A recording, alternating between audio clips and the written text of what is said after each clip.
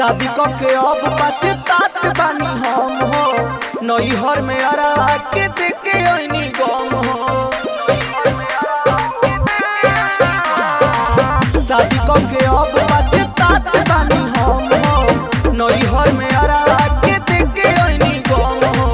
नाम के हमरे गोदाना अपना छतिया पर गोदवैले बा। आरे जाए तो नैहरवा सोइया यारवा जहरवा खइले बा। अरे जाए तो नैहरवा सोइया यारवा जहरवा खइले बा।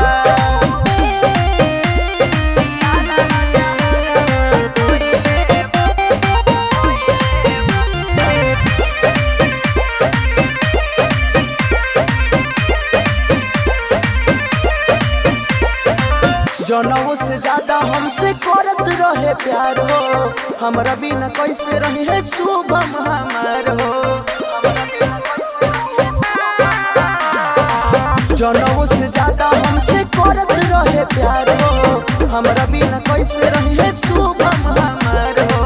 साथ के हमारा फोटो अपना डीपी में लगइले बा।